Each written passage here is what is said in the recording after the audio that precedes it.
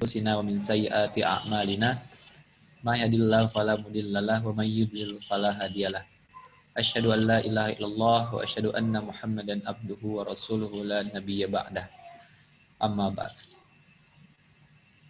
Pertama-tama marilah kita panjatkan puja dan puji syukur kehadirat Allah Subhanahu wa taala yang dimana pada kesempatan malam kali ini kita diberikan nikmat sehat, nikmat iman, dan nikmat Islam sehingga kita mampu berjumpa kembali, bertemu kembali pada kajian spesial yang diselenggarakan oleh Markas Hijrah Indonesia bermedia partner bersama Project Dakwah dan juga bersama Unfa TV dan TLT TV.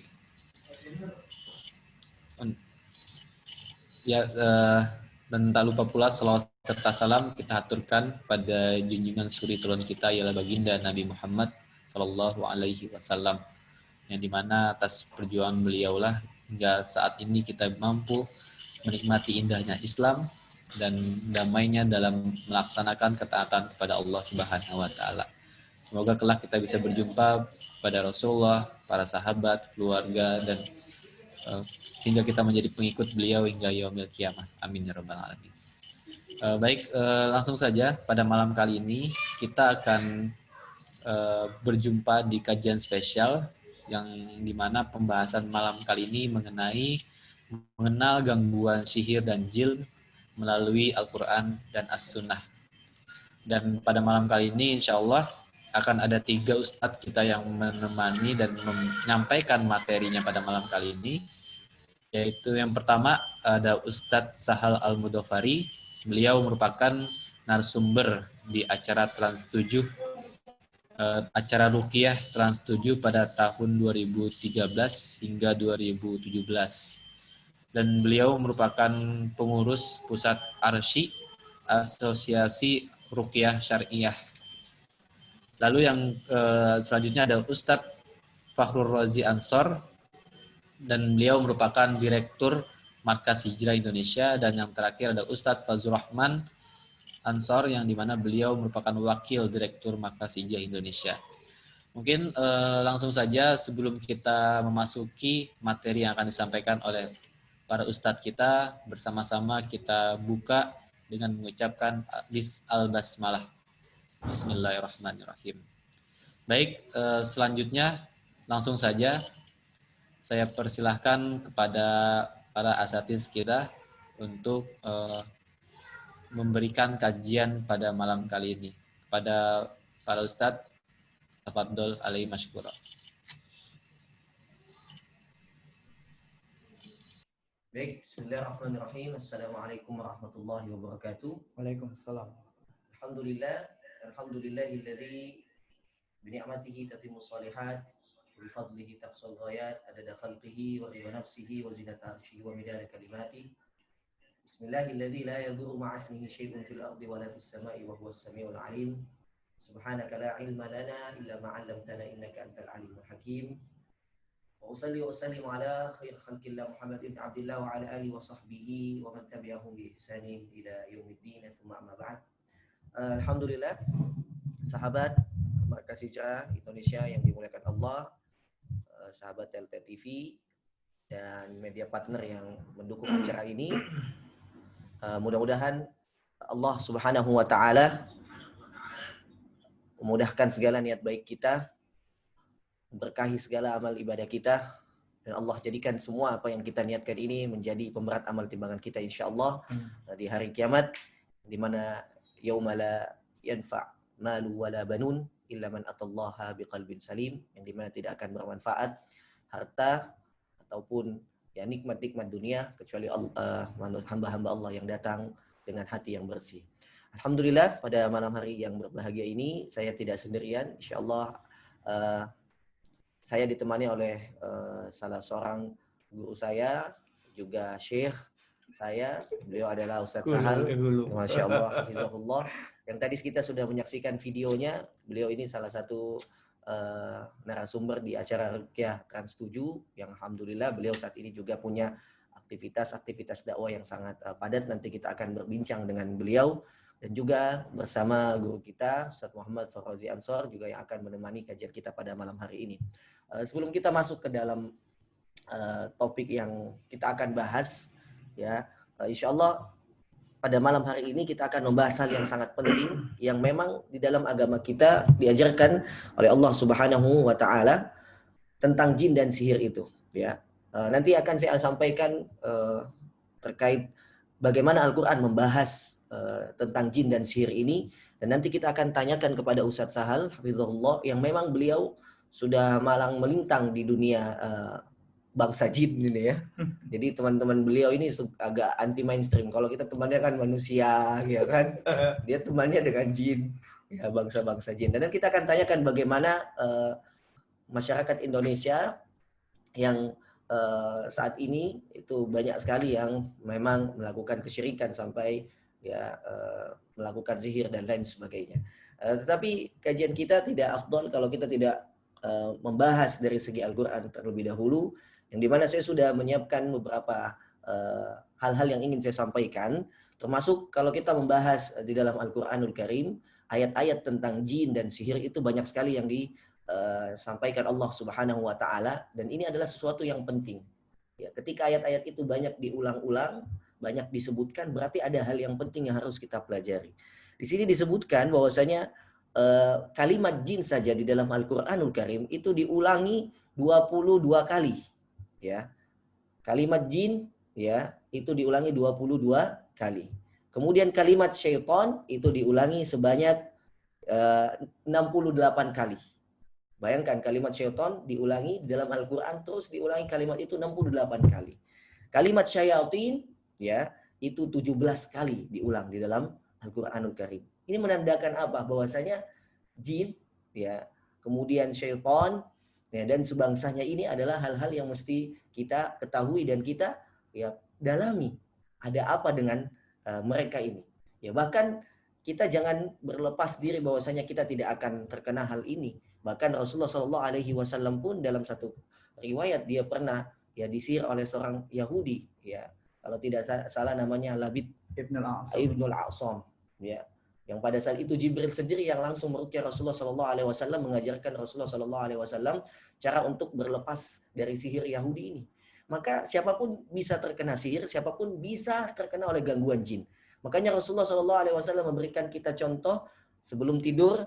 Ya, Rasulullah Shallallahu Alaihi Wasallam melakukan amalan yang sangat mulia, ruqyah mandiri, yang dimana Rasulullah membaca Ma'udzatain, surah Al-Ikhlas, Al-Fatihah, kemudian ayatul kursi, kemudian meniupkan ke kedua telapak tangannya dan membasuhkannya, mengusapnya ke seluruh tubuhnya yang bisa dijangkau. Ini adalah upaya-upaya kita agar terhindar dari gangguan jin dan sihir. Dan ini nyata. Ya, kalau kita sebutkan hadis-hadis dan ayat-ayat Al-Qur'annya ini sangat banyak sekali. Tidak bisa kita sebutkan satu demi satu. Tetapi yang mesti kita ketahui di awal bahwasanya ya, wa ma khalaqtul jinna wal insa illa liya'budun. Jin itu adalah makhluk ciptaan Allah Subhanahu wa taala. Tetapi jin ini adalah alamnya beda dengan manusia. Ya, kehidupannya beda dengan manusia. Itu yang harus kita ketahui. Ya, dan juga ketika teman-teman ingin mempelajari tentang jin itu sendiri, ada satu surah yang Allah khususkan untuk mengetahui jin itu, yaitu di surah Al-Jin di juz ke-29.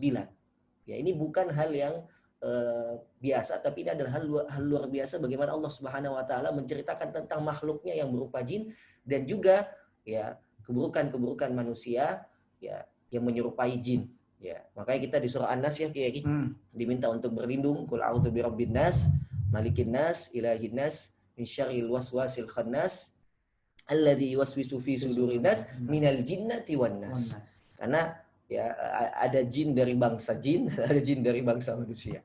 Ya, jadi itu yang harus kita pahami.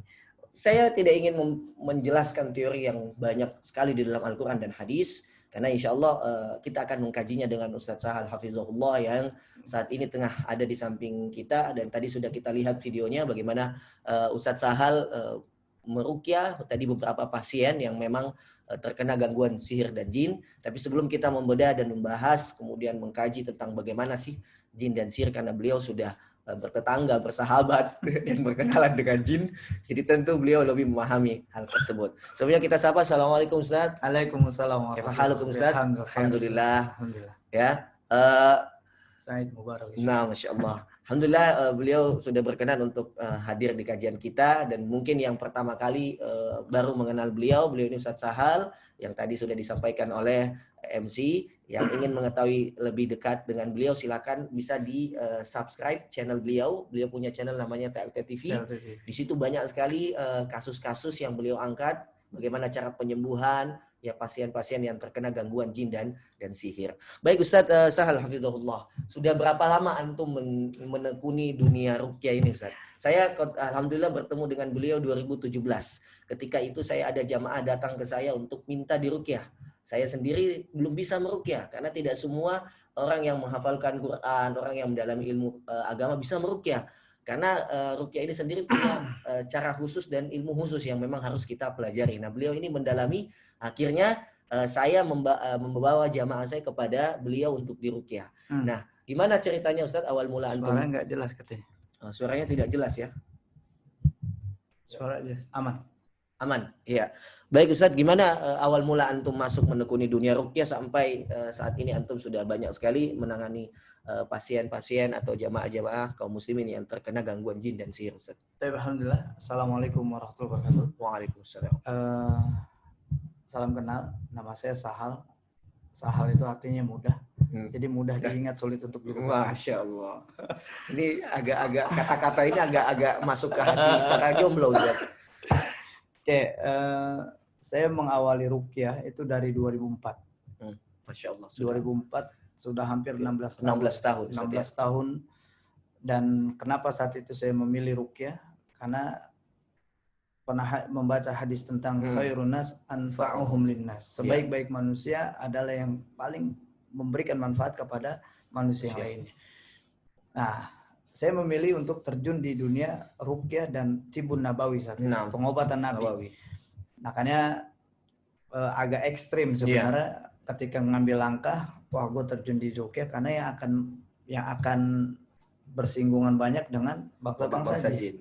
Makanya gitu. Banyak orang yang nanya, kok berani ya masuk ke dalam dunia ruqyah? Karena kan kadang-kadang ruqyah itu kan banyak gangguannya Ustaz ya, keluarganya diganggu dan lain sebagainya.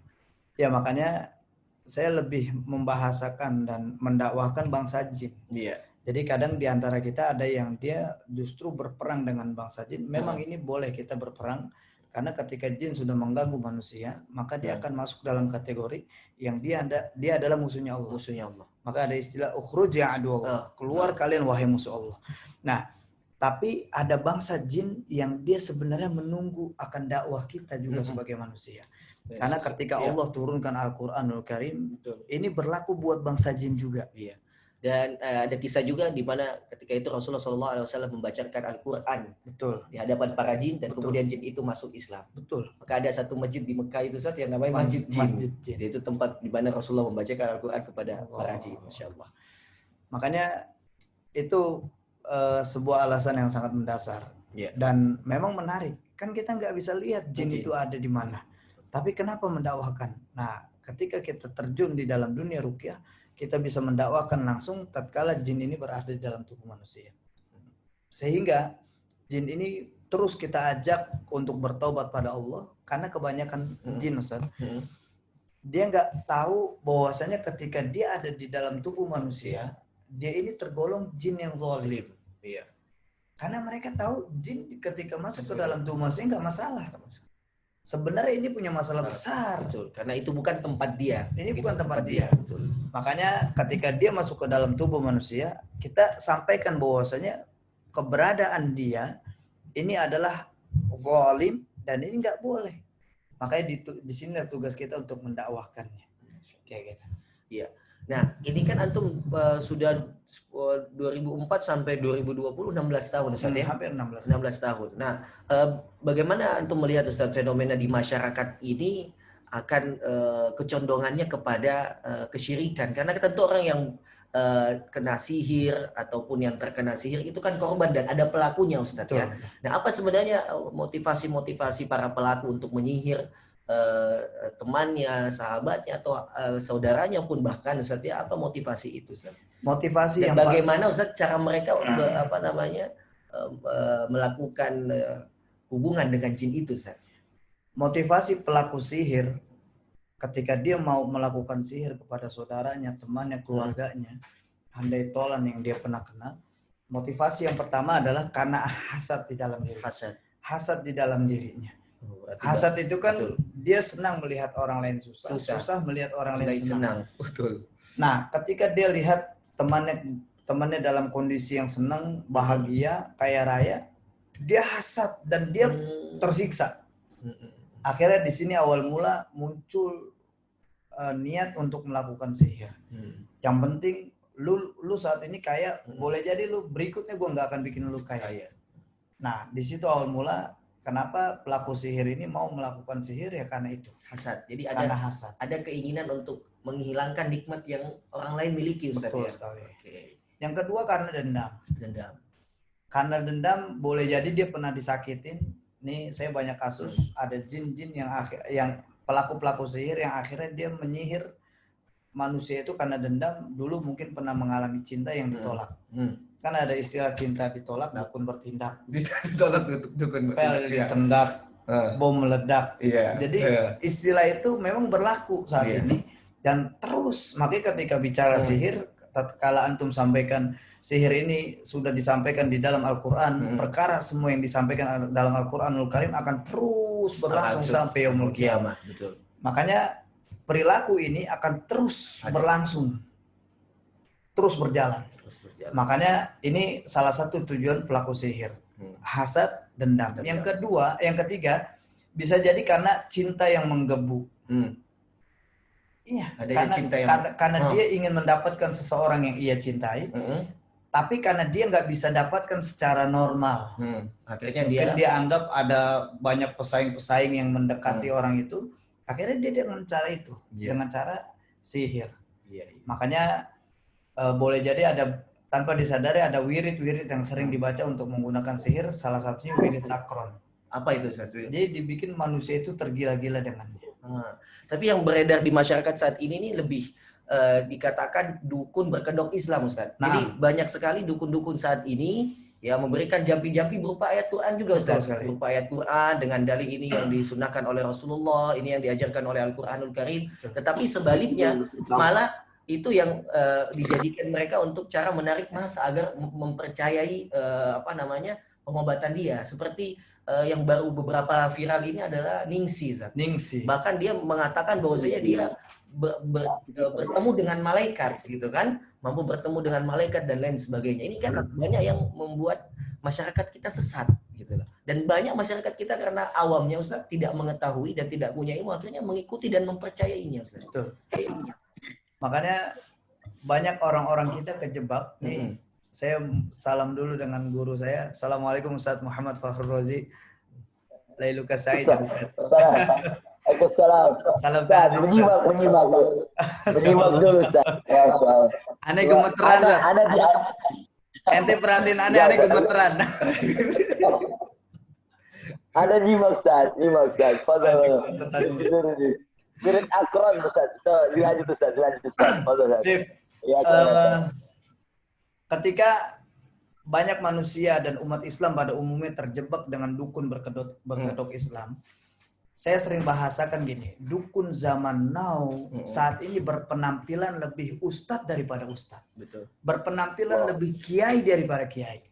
Contoh, jadi kalau kita mau tahu dia ini dukun atau bukan, contoh yang pertama, biasanya kalau kita mendatangi ustadz, kita datangin dukun, atau kiai yang kita tahu ini adalah dukun, pertanyaan pertama yang akan ditanyakan adalah siapa nama ibu kamu.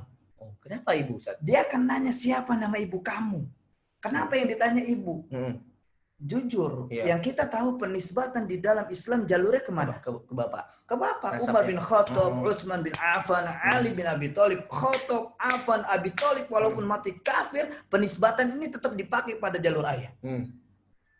Berarti kalau dia nanya jalur ibu, ini ada hal yang kita harus pahami, ada pelanggaran syar'i di dalamnya. Berarti ada hukum syariah yang ditabrak sama dia, akhirnya dilanggar. Contoh, ente besok di hari Senin datang ke bank, perbankan, asuransi, minta formulir, yang ditanya siapa? Nama ibu. Nama ibu. Kenapa nama ibu? Berarti kita buktikan bersama di bank, di asuransi, di perbankan kita temukan ada pelanggaran syar'i juga di dalam. Makanya dia nanya ibu, menarik. Iya. Dan orang kejebak. Harusnya kalau kita berobat nggak perlu nanya yang panjang lebar dan lain-lain, nama, tanggal lahirnya. Iya. Terus kedua, dia misalnya minta benda-benda yang pernah kita pakai. Dia minta pakaian dalam kita, baju kita, minyak wangi, apapun. Itu biasa gitu. Terus dia biasanya ngasih benda ketika berobat nih, kamu simpan batu cincin ini, kamu taruh di tulisan-tulisan Arab di rumah kamu taruh tempelin Al-Quran di rumah kamu supaya kamu dijaga. Ketika Al-Quran misalkan satu rumah kita nih penuh dengan Al-Quran, kita tempel, wallahi ini nggak akan membuat setan takut, kecuali dibaca. Betul. Makanya orang-orang kita, makanya saya sering naruh minyak wangi, saya sering bawa minyak wangi kemana-mana. Saya sering bilang ke jamaah saya, nggak perlu datang ke kiai, ke ustadz kalau mau dapat benda. Dari saya nih, saya punya botol minyak wangi ini ajaib. Botol minyak wangi saya kalau bapak ibu bawa botol minyak wangi saya kemudian datang ke restoran mahal terkenal di Jakarta, di Makassar dan lain-lainnya. Botol minyak wangi saya yang dipegang, datang ke restoran mahal itu, duduk di restoran itu nggak akan bayar. Iya, karena memang cuma duduk. Iya, karena duduk doang, nggak makan, nggak minum. Kecuali makan dan minum baru bayar. Ajaib botol minyak wangi saya. Makanya banyak orang-orang kita, kenapa ada istilah orang pinter? Karena orang-orang bodoh yang mendatangi mereka. Jadi sebenarnya dukun ini adalah orang bodoh. Bodoh yang datang kepadanya adalah orang yang lebih bodoh lagi, Ustaz. Iya, makanya. Nah, jadi tapi unik Ustaz tadi itu masalah minyak wangi itu luar biasa. Ini bahasa Ustaz. Soalnya ada udah berniat beli itu Ustaz. Ternyata dia memang humoristiknya ini selalu bermain. Ustaz, kita kembali lagi nih, Ustaz. Karena banyak sekali masyarakat kita yang terjebak di dunia sihir, bahkan jin, dan bahkan tadi kita lihat di video yang antum waktu di Trans 7 itu ada yang terkena sihir dan gangguan. Betul. Nah, itu kan kita bisa melihat betapa rendahnya atau awamnya masyarakat kita tentang akidah, tauhidan. Betul. Nah, bagaimana antum menyembuhkan pasien-pasien ini, cara menyembuhkannya dan lain sebagainya, Ustaz? Makanya pertama, salah satu target awal kita adalah menanamkan nilai-nilai tauhid kepada mereka semua. Karena kebanyakan orang kita kalau dia dapat sakit, dapat ujian dari Allah, di benaknya adalah yang tertanam di dalam dirinya, yang penting gue sembuh. Dia nggak mikirin dia harus datang ke mana. Boleh jadi ketika dia datang adalah tempat yang Allah murkai. Maka di sini kita luruskan, yang menyembuhkan ini adalah Allah. Makanya ketika dia paham bahwasanya Nah, Ustaz? Ya, lanjut. Ustaz dulu. Ya. Ustaz, ana mumpung masalahnya tauhid, ana izin masuk 10 menit atau 5 menit Ustaz. Soalnya ana ada acara di tempat ana. Bagus sekali kalau ana nyambungkan sedikit ini supaya nyambung dengan materi Ustaz Sahal, nanti Ustaz Sahal yang lebarkan. Baik, Ustaz, masyaallah. Ya, dapat Ustaz Sahal. Izin Ustaz. Teman-teman saya izin masuk sebentar, bukan bermaksud memotong Ustaz Sahal, tapi saya yakin pembahasannya bakal keren banget ini. Nanti teman-teman ini teman-teman di MHI tolong di record ini kajian kita dengan Ustaz Sahal. Nah, saya ingin menanamkan tadi ayat yang sempat dibaca Ustaz Sahal. Wa idza maritu fa huwa yashfin. Ini kalimat yang sederhana. Sebenarnya nggak ada yang luar biasa dari kalimat ini, tapi yang sangat berpengaruh dari kalimat ini yang tadi Ustaz Sahal bacakan ayatnya dalam surah Asy-Syu'ara, ya, ini perkataan Nabi Ibrahim alaihissalam. Ketika itu kita mendapatkan, ketika saya sakit, Allah yang menyembuhkanku. Itu kalimat yang sederhana, teman-teman. Tapi dalam bahasa tauhid, dalam bahasa agama kita, justru yang sesederhana inilah yang dapat membuat kita mendapatkan hal yang berbeda dari yang didapatkan oleh orang yang punya jalur yang macam-macam, uang yang banyak dan lain sebagainya. Itu belum tentu bisa menikmatinya karena dia tidak punya kalimat sederhana yang sangat dalam maknanya ini. Ini kalimat-kalimat, coba kalau kita terjemahkan ke bahasa Indonesia, ketika aku sakit, dia yang menyembuhkanku. Itu kan bahasa yang sederhana. Tapi dalam sekali makna tauhidnya. Makanya Rasulullah Sallallahu Alaihi Wasallam. Ketika kemudian dia bertanya kepada seorang wanita Arab yang datang kepadanya, lalu kemudian dia bertanya, Rasulullah SAW bertanya pada wanita tersebut, Aina Allah? Di mana Allah, wahai seorang ibu atau seorang wanita yang dimuliakan? Di mana Allah? Lalu kemudian wanita tersebut mengatakan, Fis sama, di langit.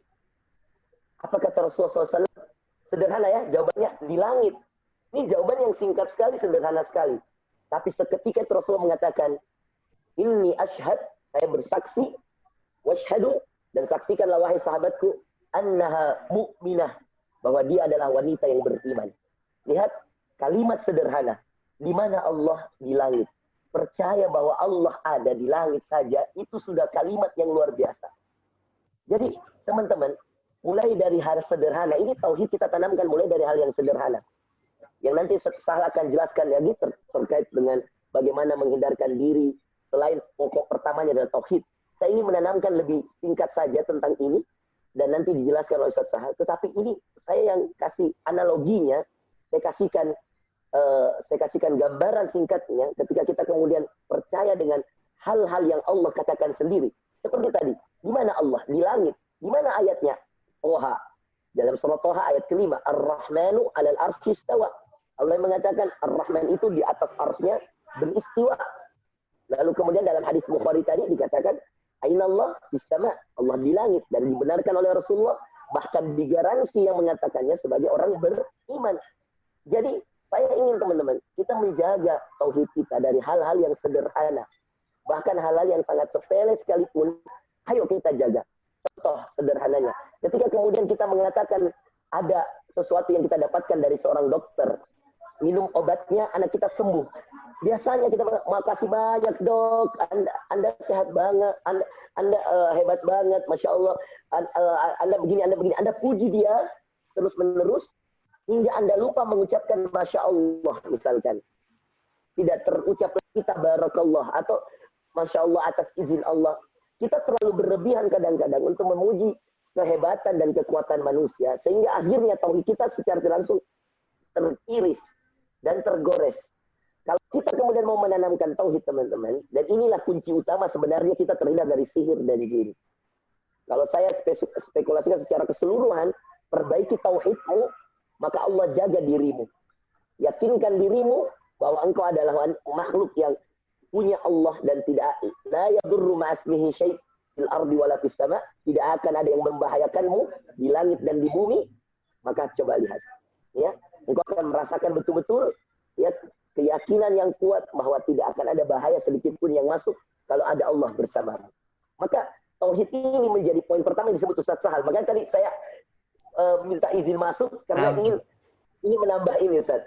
Karena kalau ini sudah bagus, saya yakin Ustaz, ya teman-teman yang hadir hari ini, semua keluarganya dan semua koleganya, semua sahabat-sahabatnya bisa mudah kita arahkan untuk zikir pagi petang, untuk baca Al-Quran, untuk banyak berzikir. Kalau tauhidnya sudah benar. Kebalikannya teman-teman, kalau tauhid kita bermasalah, kita mau wirid bagaimanapun, kita mau zikir bagaimanapun, kalau masih ada keyakinan bahwa ada yang lebih hebat dari Allah, ada yang lebih besar dari Allah, ada yang lebih kuat dari Allah, maka dikali 0 teman-teman. Usaha kita baca ayat kursi 1000 kali, baca sholawat 1000 kali, Al-Ikhlas, Al-Falaq, An-Nas 1000 kali. Dan ini yang biasa dilakukan sebagian orang. Dia lupa bahwa omongan keletihan lisannya membaca sesuatu dari Quran, hadis, zikir, dan seterusnya, itu tidak akan pernah bermanfaat kalau hatinya tidak terkoneksi dengan yang di langit. Maka kenapa? Mungkin nanti teman-teman silahkan ya, forum tanya jawab terbuka lebar. Ustaz Fazlur, Ustaz Sahal siap menemani teman-teman untuk kajian ini. Silakan apapun yang ditanyakan. Saya cuma ingin memberitahu yang terbanyak yang menjadi masalah seseorang. Ketika kemudian dia mengatakan, Ustaz, saya sudah sering baca Quran, saya sudah sering ngaji, saya sudah sering ini, tapi masih aja Ustaz. Nah, permasalahan terbesar di sini. Di hati kita, di tauhid kita. Keyakinan inilah yang nanti akan menjadikan permasalahan itu tidak akan selesai-selesai.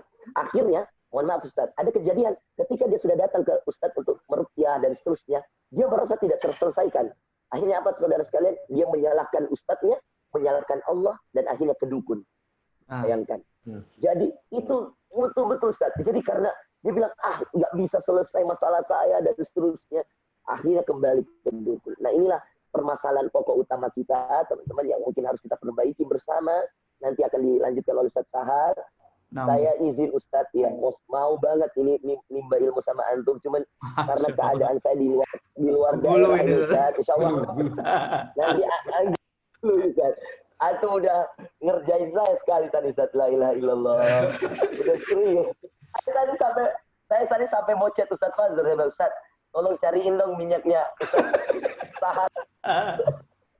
Dibeli di mana itu minyak? Ya Allah. Kalau kita banyak ngobrol nanti bisa Anda kerjain lagi berikutnya Ustaz.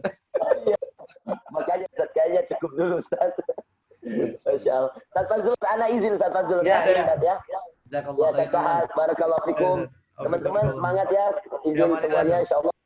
Iya, barakallahu fikum, jazakumullah khairan. Ya, ini saya sambil jalan sambil nyimak dan insyaallah nanti bisa beri faedah di lain waktu. Dan Ustaz Sahal, ini saya kira tidak boleh sekali dua kali Ustaz, perlu berkelanjutan. Nanti masalah jin dan sihir ini betul-betul kalau perlu kita buat pelatihan Ustaz insyaallah. Barakallahu fikum Ustaz. Ya Ustaz. Jazakallahu khairan. Teman-teman makasih banyak. Assalamualaikum warahmatullahi wabarakatuh. Waalaikumsalam warahmatullahi wabarakatuh. Nah tadi jemaah yang dimuliakan Allah, beberapa nasihat yang disampaikan oleh Ustaz Muhammad Fauzi Ansor terkait tentang pentingnya kita menjaga aspek tauhid Ustaz. Nah kita melanjutkan lagi Ustaz ya. Tadi sebelum kita coba bahas apa yang disampaikan Ustaz Fauzi, ternyata di dalam hadis juga dikatakan bahwasanya sihir itu adalah salah satu dosa besar Ustaz. Betul sekali. Ya, di mana Rasulullah SAW mengatakan ijtanibu sab'al mubiqat. Ada 7 dosa besar yang harus kita tinggalkan, dan yang di awal disebutkan oleh Rasulullah yang pertama adalah asyirku billah wasihru. Jadi ini memang dosa yang paling bahaya karena ditaruh di depan ya dari 7 itu Ustaz. Syirik kepada Allah, dan yang kedua adalah sihir. Bagaimana antum melihat fenomena ini Ustaz? Termasuk tadi yang dibahas oleh Ustaz Fauzi tentang banyak yang frustasi datang ke Ustaz karena tauhidnya tidak kuat, kemudian dia menyalahkan Ustaz, menyalahkan Allah Subhanahu wa taala. Itu bagaimana? Akhirnya dia ke dukun Ustaz. Nah, ini dia banyak orang-orang kita, kalau saya lebih bahasakan sekarang, umat Islam saat ini mereka sedang mengalami krisis akidah. Jadi akidah umat Islam kita saat ini luar biasa sekali Ustaz. Amat sangat mudah terjebak dengan hal-hal yang dia anggap instan baginya. Kan sebenarnya instan. Iya, instan betul. Ketika berobat ke Ustaz, kok lama? Ke dukun kok cepat. Nah, padahal tipu dayanya di situ.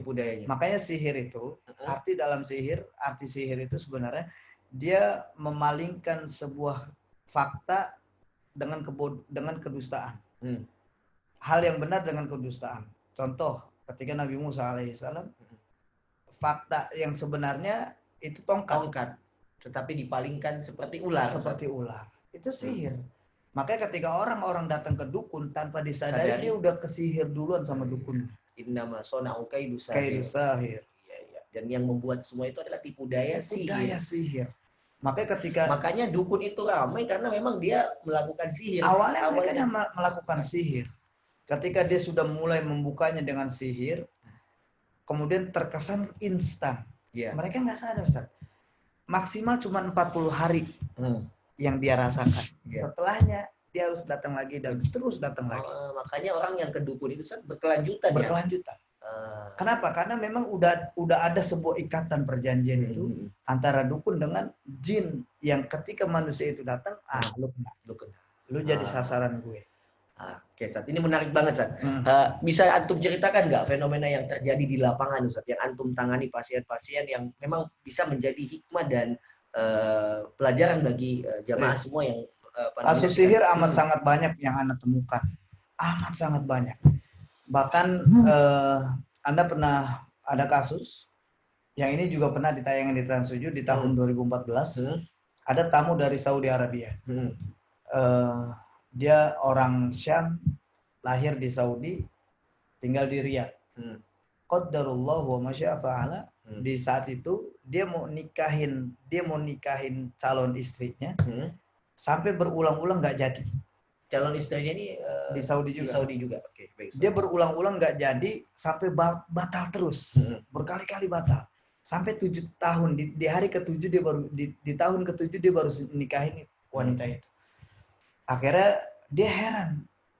Yang dia heran adalah ketika dia nikahin ana wa zaujati ba'da aqdu nikah, dia cerita sama anak.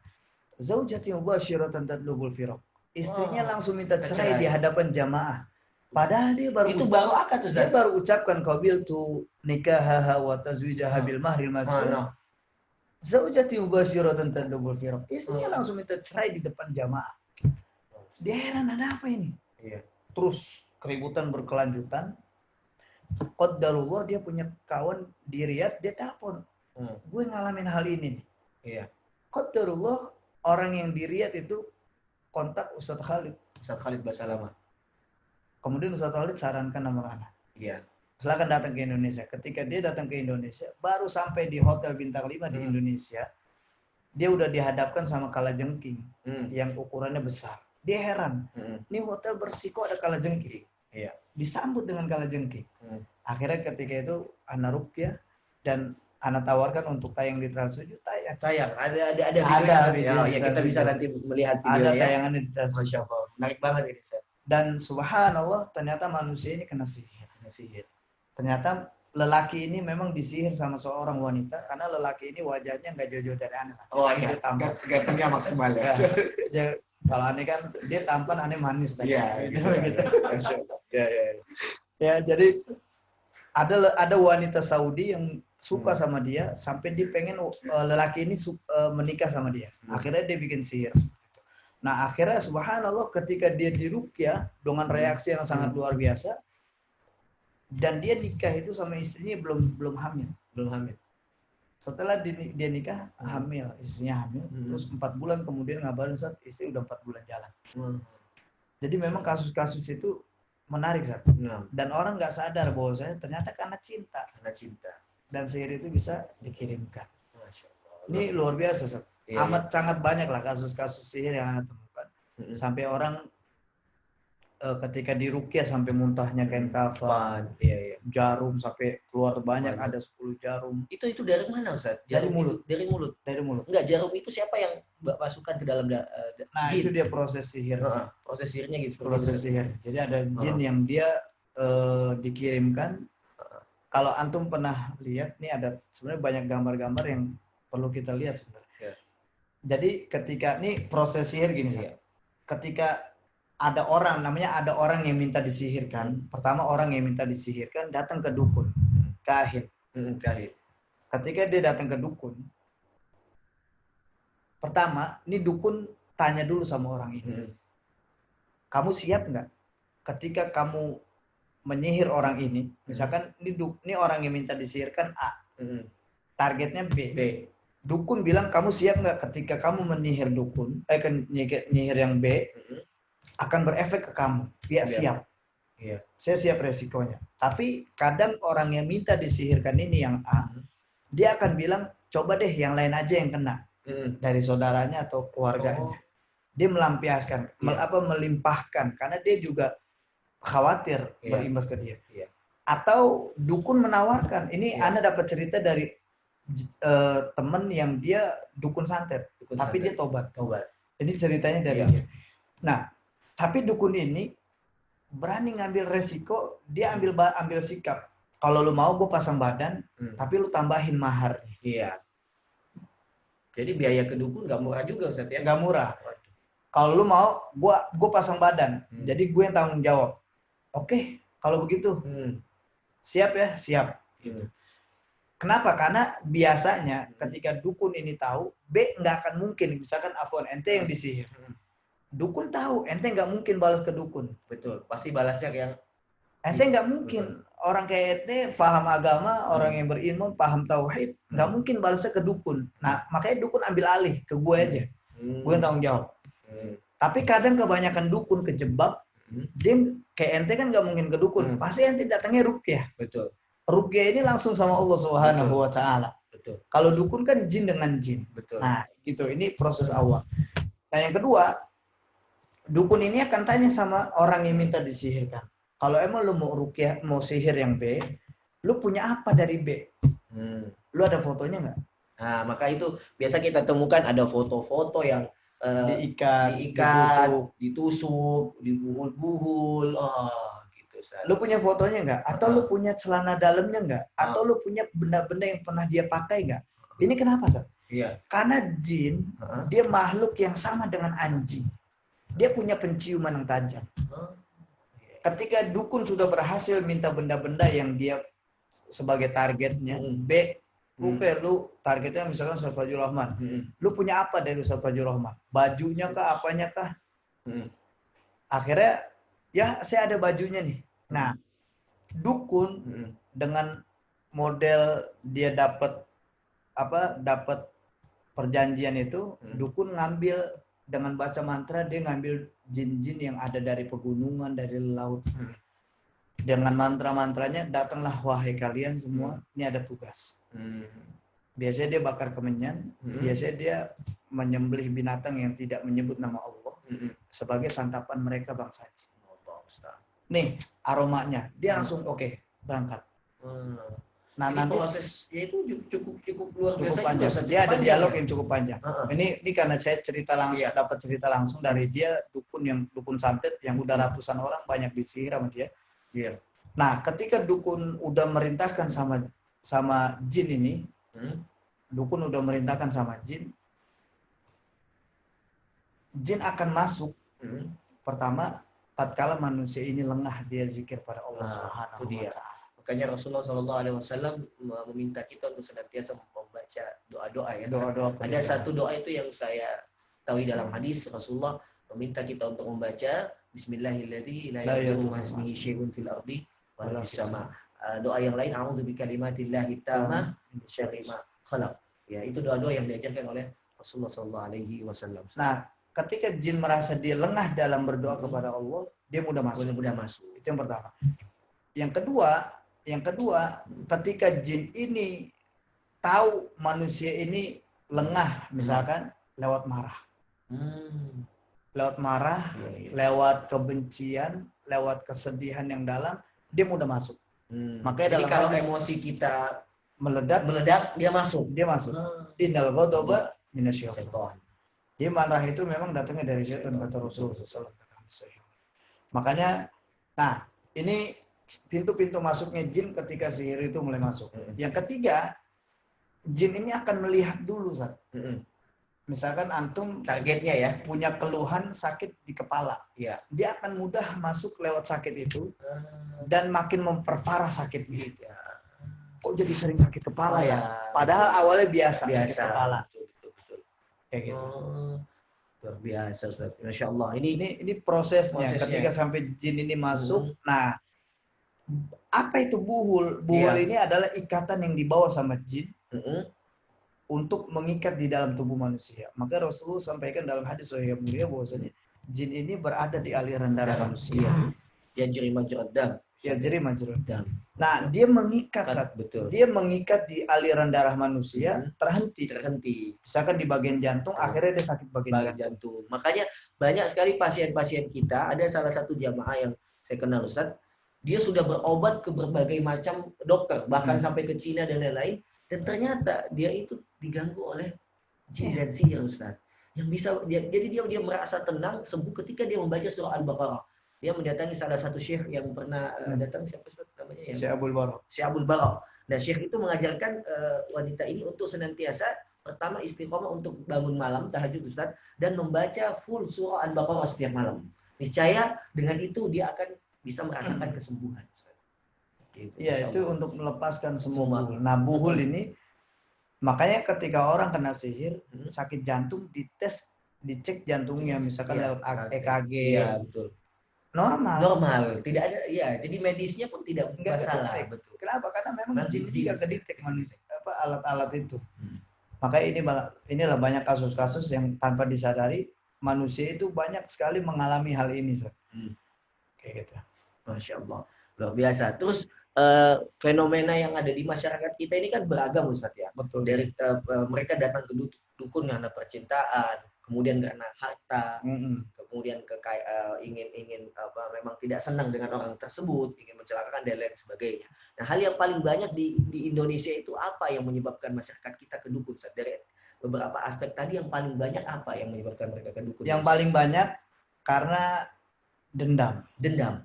Bukan karena cinta ataupun harta. Ustaz. Karena cinta masih di bawah, tapi lebih banyak ke dendam. Jadi dia tidak senang dengan orang tersebut. Nah, gitu. kebanyakan ada saudara-saudara yang kena sihir itu karena istilahnya waris. Kan waris itu harta panas. Iya, betul. Itu kadang Anda menarik, Ustaz, ada kisah Ustaz yang antum ada, sampaikan. bahkan ada di channel Anda di TLT TV, itu naik juga, judulnya Harta Dendam. Iya. Harta, merebut harta karena dendam kalau nggak salah. Itu ada di channel Anda TLT TV. Nah, ini wanita punya 3 saudara.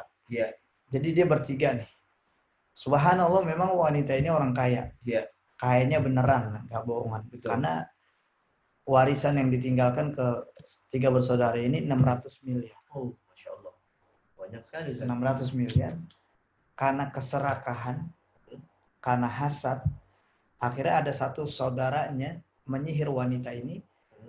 Karena wanita ini harusnya dapat bagian dari 600 miliar ini.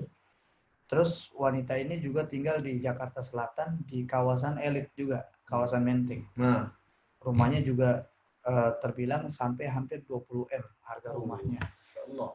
Terus wanita ini disihir sama saudaranya, sama abangnya sendiri. Padahal wanita ini anaknya juga artis sinetron. Oh, gitu. Ini wanita ini disihir sama abangnya supaya pertama ketika dia disihir dia nggak bisa dapatkan harta itu. Ketika dia disihir, abangnya inginkan wanita ini pergi dari rumah itu. Padahal abangnya udah dapat rumah juga. Ada yang dapat di rumah di Pondok Indah. Pokoknya rumahnya rumah-rumah besar yang 2.300 meter. Jadi wanita ini diinginkan supaya dia nggak tinggal di rumah itu. Dengan cara apa? Menyihirnya. Dengan cara sihir yang akhirnya wanita ini pergi meninggalkan seperti seorang sebatang kara. Harusnya dia dapat bagian dari yang 600 miliar itu, dia nggak dapat. Karena sihirnya dia dibikin nggak peduli dengan uang itu. Dia gitu, dibikin nggak peduli. Apa sih, gue nggak mau. Iya. Jadi terus dibikin akhirnya dia pergi dari rumah itu. Subhanallah, karena anaknya dikenal artis dan dia punya rumah dan lain, akhirnya diajak sama anaknya tinggal di rumah anaknya. Sampai begitu. Luar biasa. Teman-teman yang dimuliakan Allah Subhanahu Wa Taala, karena pembahasan kita ini cukup penting sekali, ya nggak terasa. Silakan teman-teman yang ingin bertanya, karena tentu jamaah semua ini banyak pertanyaan-pertanyaan. Ada mungkin sahabat, kerabat kita atau diri kita sendiri merasakan gangguan-gangguan jin dan sihir dan lain-lain. Silakan langsung bertanya, ya. Kalau perlu kita ruqyah online, ini bisa nih Ustaz, ruqyah online. Ya? Anda ngeri ada yang ngamuk-ngamuk, ngacak-ngacak sampah. Oh. Jadi nggak bisa ruqyah online Ustaz ya. Anda harus ketemu ya. Jadi insya Allah silakan langsung disiapkan pertanyaan, kita langsung dialog saja. Silakan yang ingin bertanya semua terkait karena saya yakin di sini banyak sekali permasalahan, bahkan diri kita sendiri, dan bahkan Ustaz ternyata yang kita tidak rasakan itu biasa rasa malas untuk ibadah itu ternyata juga ada gangguan jin ya Ustaz ya. Ciri-ciri orang yang diganggu sama jin ketika sholat. Allahu Akbar. Alhamdulillahi Rabbil Alamin. Ar-Rahmanir-Rahim. Maliki Yaumiddin. Iyyaka na'budu wa iyyaka nasta'in. Ketika sholat, gue lagi rakaat keberapa ya? Oke. Coba deh, jawab jujur. Ngalamin nggak? Iya. Gue lagi rakaat keberapa ya? Betul. Allahu Akbar. Tadi handphone gue taruh mana ya? Jadi kunci motor gue taruh mana? Betul. Jadi banyak sekali gangguan jin ya. Ada yang mengganggu kita memang menjauhkan dari Allah, ada juga yang mengganggu kita untuk menjadikan pemusuhan, adawah. Ya, baik. Mungkin di sini silakan dibacakan. Oke, ada Ustadz pertanyaan nih, banyak sekali. Misalnya Ustadz mau bertanya, oh Masya Allah pasti banyak sekali. Di sini Ustadz bagaimana caranya mengetahui tempat buhul yang ditanam? Nah, dulu Rasulullah SAW kan buhulnya disembunyikan di sumur Ustaz ya. Yang dimana kan Rasulullah diberikan petunjuk oleh Jibril alaihissalam, Jibril melalui Allah gitu Ustaz ya. Nah, ini gimana Ustaz untuk mengetahui buhul yang tertanam atau yang disimpan Ustaz? Biasanya kalau mau tahu seperti itu, kita ruqyah korbannya. Ruqyah korbannya. Ketika ruqyah korbannya, kemudian jin ini akan bereaksi di dalam tubuhnya. Biasanya ketika kita ruqyah, saya sering bahasakan. Nah, ini ada satu hal yang menarik, Zat. Jadi kalau kita ketemu orang yang kena sihir, ternyata ini ilmu baru juga yang saya pernah dapatkan dari Ustaz Khalid Basalamah ketika beliau umroh, kemudian ketemu Dr. Amin Falata, dokter ahli Quran di Ummul Qura, sharing panjang lebar. Beliau menceritakan bahwasanya ketika ada orang yang kena sihir, dia akan ada firasat kuat siapa yang sihirnya. Oh, gitu. Makanya sering aneh kalau ketemu orang-orang yang kena sihir, aneh nanya, ada firasat nggak? Karena firasatul haqqul mu'min. Firasat benar ada bagi orang beriman. Yang nggak boleh adalah ya ayyuhalladzina amanu jtanibu katsiran minadh-dhon inna ba'dadh-dhonni ismun. Yang nggak boleh itu kan dhon, tapi firasat itu boleh ada.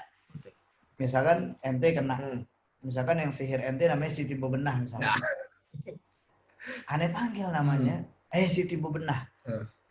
Ente akan merasa pusing dan sakit di bagian pundak. Berarti buhulnya ada di situ. Gitu.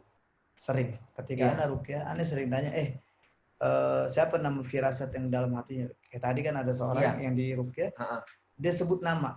Misalkan Siti namanya. Terus dia sakit di bagian dadanya. Berarti sakit buhulnya di situ.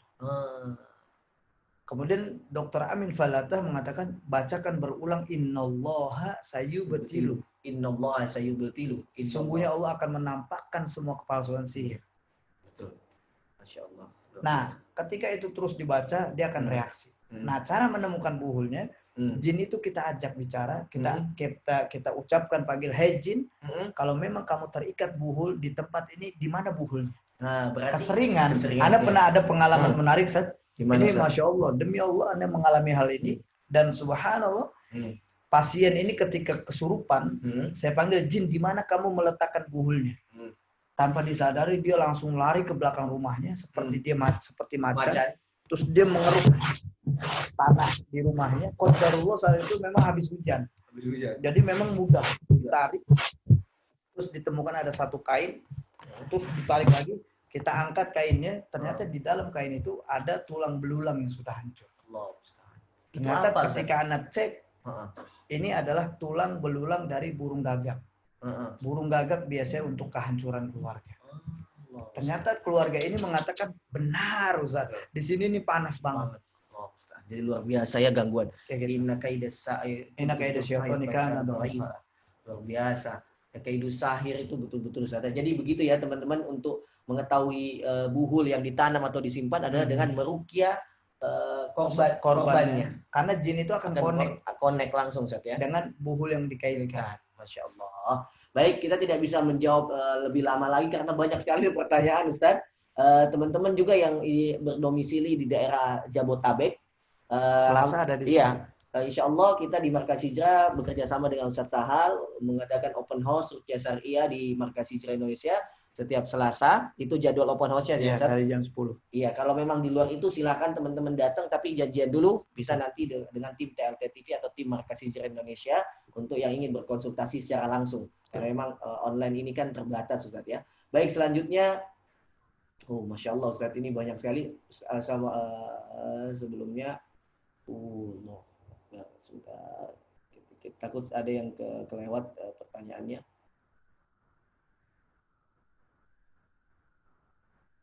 Tadi tentang buhul. Iya. Afwan Ustaz, tadi pas di awal diputar murotal, tiba-tiba Anda mual Ustaz. Itu reaksi. Itu reaksi. Salah satu reaksi. Itu reaksi dari reaksi. Apakah memang ketika kita apakah semua jin itu ketika dibacakan ayat Quran Ustaz, misalkan murotal saja yang tidak diniatkan dengan ruqyah, dia bereaksi apa memang harus? Enggak juga Ustaz. Enggak juga. Kalau karena dia nontonnya video murotal ruqyah. Murotal ruqyah bukan sih? Murotal. Jadi di awal tadi ada Syekh Ibrahim Al-Akhdar, itu kita putar murotal, tiba-tiba dia mual Ustaz. Apa itu ada salah satu reaksi? Iya. Ya itu reaksi ya. Reaksi. Nah, gimana Ustaz? Walaupun nggak diniatkan untuk Iya, ruqyah. oke ya. Tapi jinnya Ya, boleh betul. jadi kepo. Kepo. Jinnya boleh jadi dia udah terlalu kepedean. Mm-hmm. Jinnya anggap dia mau diruqyah. Sama Syekh tadi. Sama Syekh tadi. Lewat murotal. Padahal enggak. Kan untuk karena jin juga punya. Saya yakin ketika jin ini dibicarakan, ini saya Ummu Fayyad. Iya, Ummu Fayyad. Dia akan bereaksi nih. Sekarang akan terjadi mungkin pundaknya berat. Jadi ada sesuatu yang dia rasakan. Iya.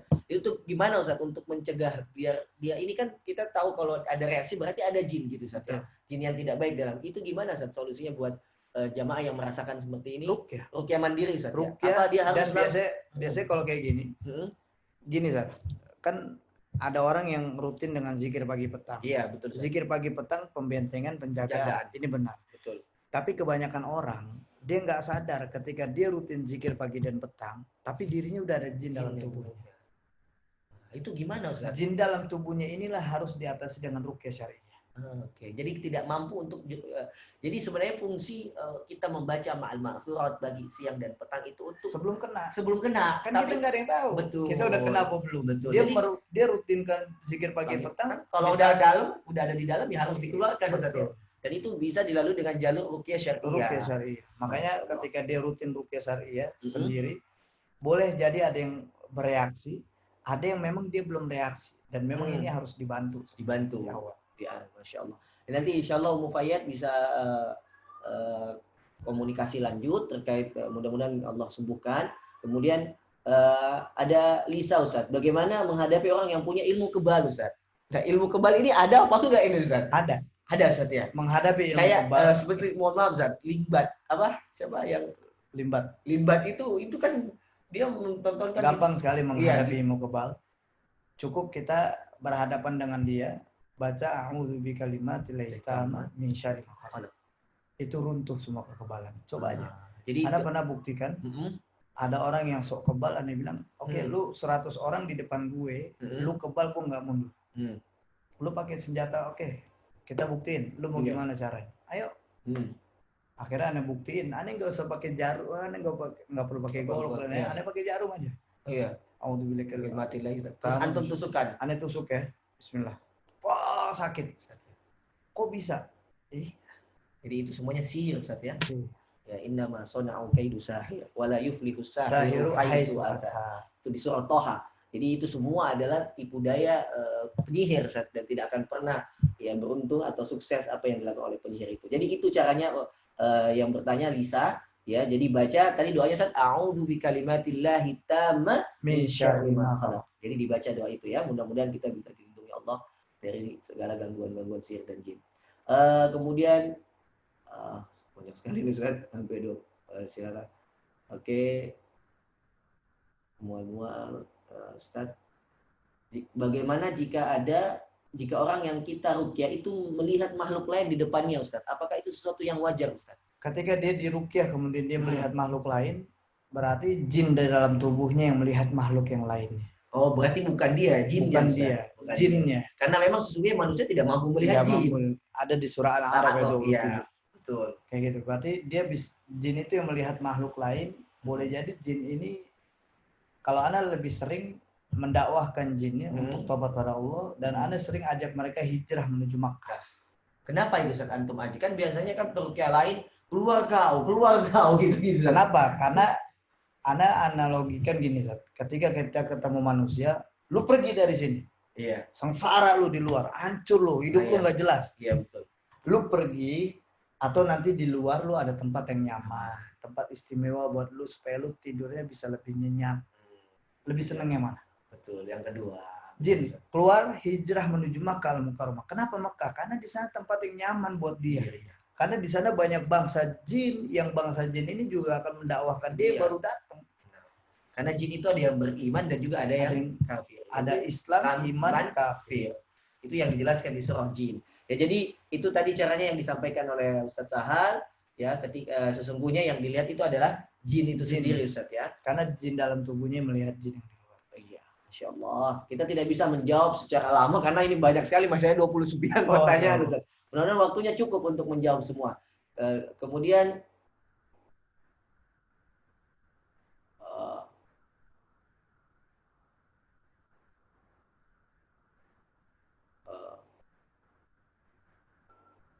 Nih, Bismillah Ustadz, bagaimana cara menasihati orang tua yang masih sering mendatangi dukun yang menurutnya itu dukun syar'i? Nah ini Ustadz, banyak sekali fenomena saat ini seperti ini Ustadz. Sampai yang ningsi itu Ningsi Ustadz, dinampi. itu Makanya, luar biasa banyaknya yang datang ke dia makanya di Ustadz. channel Gimana? saya salah satu mengcounter kesesatan Ningsi dinampi.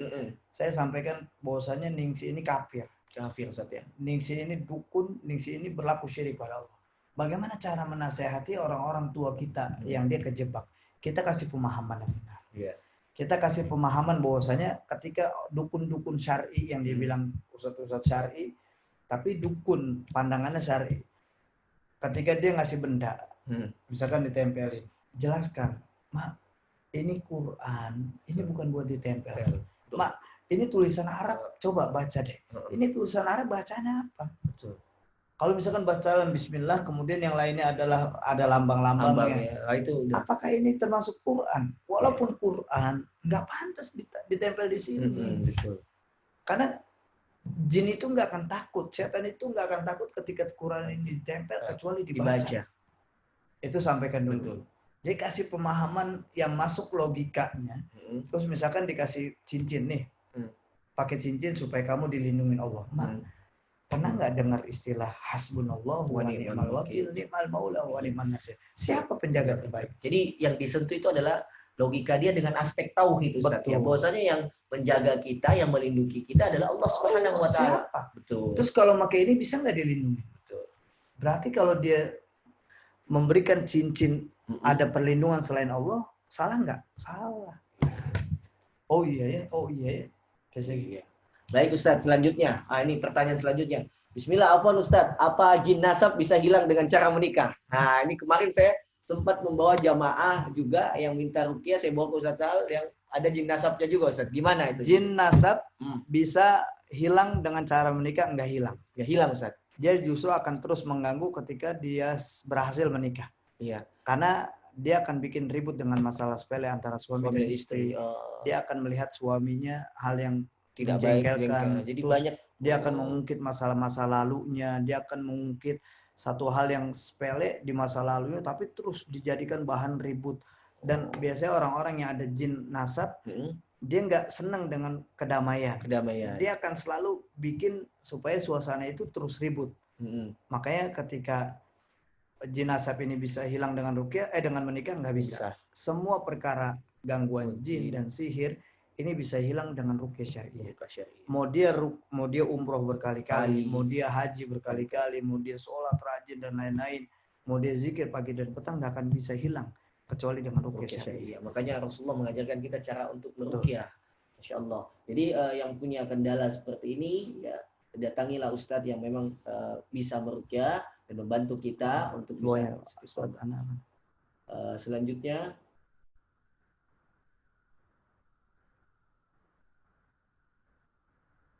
Banyak sekali pertanyaan. Insya Allah. Memang ini menjadi kendala di masyarakat kita Ustaz. Karena itu tadi Ustaz, aspek tauhid kita yang sangat kurang sekali. Assalamualaikum Ustaz, Ana bertanya, ada adik saya punya penyakit kejang-kejang, epilepsi, kata dokter. Itu penyakit gangguan jin atau bagaimana Ustaz? Karena sudah sering ke RS tetapi sering kambuh penyakitnya. Kalau penyakit epilepsi dan lain-lain, saya sarankan agar orang itu belajar Quran dengan bacaan Quran tartil. Warattilil Qur'ana tartila. Karena perlu sahabat MHI dan sahabat LTTV yang dimuliakan Allah diketahui, di belakang otak kita ini ada namanya 12 sistem saraf kranial. Nah, 12 sistem saraf kranial ini akan bekerja secara efektif tatkala membaca Quran dengan Quran yang tartil. Auzid alaihi warattilil Qur'ana tartila. Kenapa? Karena memang ini subhanallah Allah ciptakan yang sangat luar biasa tubuh kita sempurna ini 12 sistem saraf kranial dengan 600 miliar jumlah sarafnya ini akan efektif tatkala dia membaca Quran dengan tartil. Makanya juga Allah ini ngebantu. Coba deh ajarkan, nanti ajak sahabat atau saudaranya ke Markas Hijrah Indonesia untuk belajar Quran dengan baik dan benar. Kemudian tatkala dia membaca Quran yang baik dan yang benar. Karena subhanallah Ustaz, Ana pernah datang tamu profesor dari Malaysia. Dia paham di bidang otak.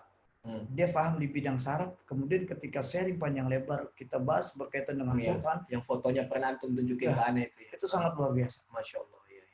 Luar biasa. Perlu tuh kita undang di MHI, Masya Allah, bahas Quran, kita bahas terus bahas masalah otak, dan berkaitannya kenapa kok orang harus baca Quran tartil kata Allah.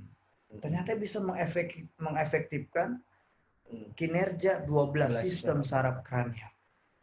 Maka di 12 sistem saraf kranial itu ada saraf simpatetik atau parasimpatetik. Ini kalau kita mencium bau, hidung duluan atau tangan duluan yang merespon. Ini bisa ketahuan. Masya Allah, luar biasa. Jadi sahabat yang punya kendala tersebut, saraf, pokoknya ini saraf dan lain-lain bisa memperbanyak membaca Al-Quran. Makanya Allah juga berfirman di surah Al-Isra ayat ke-82, wa nunazzilu minal Qur'ani ma huwa shifaa'u wa rahmatul lil mu'minin. Ya, jadi memang Quran itu diturunkan Allah Subhanahu wa taala punya yang syarat makna di belakangnya adalah kesembuhan bagi kita, syifa. Terakhir saya sampaikan ada pengalaman yang aneh maksud tadi. Dia autis. Orang tuanya udah anggap dia udah nggak berguna. Nah, betul. Ketika anak ruqyah beberapa kali, kemudian anak perintahkan orang tuanya agar ini membaca Al-Quran. Belajar Quran dengan benar, baca Quran dengan tartil. Tahun kemudian, anak ketemu dia di satu pesantren yang anak diundang untuk mengisi kajian di pesantren Jawa Barat, daerah Bogor. Ketemu anak ini. Anak ini udah 18 juz hafal. Masya Allah. Teman-teman, kalau teman-teman mau tahu bagaimana membaca Quran dengan tartil itu membaca Quran dengan menggunakan kaidah tajwid yang benar. Ya, jadi baca Quran dengan menggunakan kaidah-kaidah tajwidnya. Dan insya Allah di PMHI kita memfasilitasi teman-teman semua untuk belajar Quran dengan tartil. Berkaitan, Masya Allah. Nanti kita akan bahas masalah yang lebih dalam lagi tentang hal tersebut. Kita lanjut, Ustaz, bagaimana caranya mengatasi sihir yang ditujukan untuk menyaingi dagangan orang lain. Nah, ini banyak sekali, Ustaz. Sehingga dengan sihir itu membuat orang lain yang berdagang itu menjadi sakit-sakitan. Langkah apa yang harus kita lakukan, Ustaz? Langkah yang pertama. Singkat, Ustaz, ya, karena masih banyak pertanyaan. Langkah yang pertama, dia berdoa kepada Allah, meminta perlindungan dari kejahatan sihir. Yang kedua, dia ruqyah dulu tempatnya. Ya, membaca surah apa itu, Ustaz? Surah Al-Baqarah ayat 1-5, ayat Kursi, Al-Ikhlas, Al-Falaq, An-Nas. Sambil niatkan untuk hilangkan jejak. Jadi dia baca sambil keliling tempatnya. Perlu ditiup-tiupkan nggak, Ustaz? Semprot kan disemprot. Oh, jadi dibacakan pakai air ya, kita disemprot. Iya, Ustaz. Niat untuk menghilangkan jejak, karena sihir itu dia meninggalkan jejak. Kayak gitu. Terus jangan diniatkan untuk balik. Nah, nanti dengan sendirinya Allah yang akan kasih kok. Betul. Balik ke dia atau gimana? Iya. Jadi niatkan saja untuk menghilangkan sihirnya dan jangan kita dendam ke dia untuk membalikan sihirnya. Lanjut ke soal selanjutnya. Sudah, Afwan, Ustaz, saya mau bertanya. Saya pernah bermimpi dikejar ular melihat orang memegang kepala manusia di dalam kerangka besi dan lain-lain, Ustaz. Sehingga itu membuat saya ketakutan, apalagi yang namanya takut mati dan lain-lain. Bagaimana solusi agar saya bisa menghilangkan mimpi itu dan menghilangkan takut mati itu, Ustaz? Berarti ada jin yang dendam sama manusia. Ada jin yang dendam. Cek, pernah nggak buang air panas tanpa baca bismillah? Melakukan aktivitas tanpa baca bismillah? Ini kan sepele, tapi sederhana. Iya, betul. Ternyata berefek. Ya, mungkin juga sebelum tidur ya lakukan sunnah-sunnah yang dilakukan oleh Rasulullah, baca doa, ruqyah mandiri dan lain sebagainya. Karena siapa yang bahkan membaca surah Al-Mulk sebelum tidur, Al-Waqiah, Dukhan dan lain sebagainya, itu kan membantu kita untuk mendapatkan himayah dan perlindungan dari Allah Subhanahu wa taala.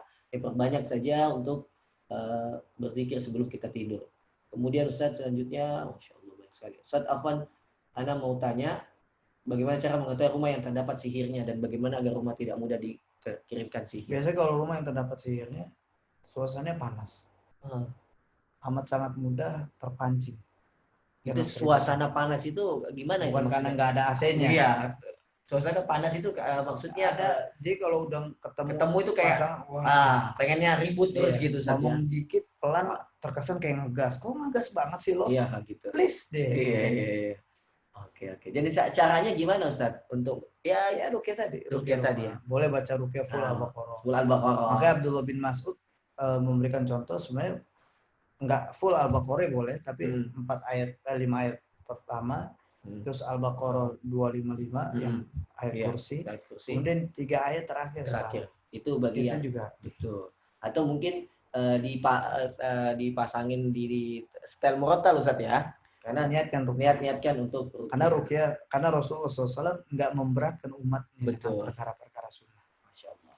Jadi itu ya, jadi banyak baca surah Al-Baqarah. Kemudian Ustaz Afwan, gimana tanggapan Ustaz tentang ada suatu daerah yang dimana saat ada akikah atau baca doa syukuran mereka membakar dupa gitu Ustaz. Membakar dupa sambil menaburkan kemenyan, bubuk kedupa yang sudah dibakar. Dan satu lagi Ustaz, ada kasus dari keluarga saya sendiri. Besan ibu saya, beliau meninggal setelah ada benjolan besar di leher bagian belakangnya, itu makin lama makin besar sampai akhirnya pecah dan jadi daging tunggang yang besar sekali Ustaz. Dan nauzubillah sebelum beliau meninggal ada salah satu penjenguk yang kerasukan dan ditanyalah sama keluarganya yang lain, ternyata ia ditugaskan untuk main, menginjak dan lompat-lompat di bagian benjolan itu sampai kadang besan ibu saya teriak kesakitan. Dan parahnya lagi saat ditanya siapa yang nyuruh, jin itu bilang dia kiriman dari suaminya sendiri karena ingin menguasai hartanya yang tadi sudah kita bahas. Dan ternyata setelah istrinya meninggal semua buktinya ditemukan saat ditemukan di rumah suaminya, mulai dari keramat, jimat, ikatan, Allah musta'an. Fenomena ini luar biasa terjadi di tengah masyarakat. Dia udah diawali dengan kegiatan syirik, akikah, akikah dan kurban, Allah musta'an. Ya, jadi itu gimana Ustaz untuk mengantisipasinya agar tidak terkena kepada keluarga kita?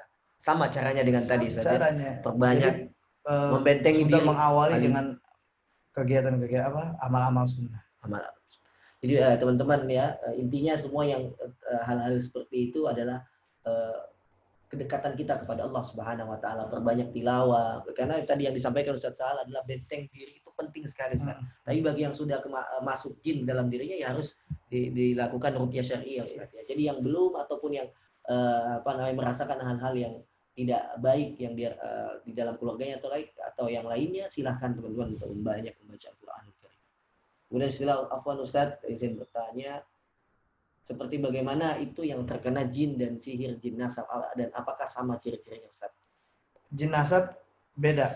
Jin nasab itu biasanya dia lebih ke arah bisa membuat manusia itu indigo. Ya. Terus itu jin nasab. Biasanya dia bisa peka, dia bisa mengebaca orang, terus bisa.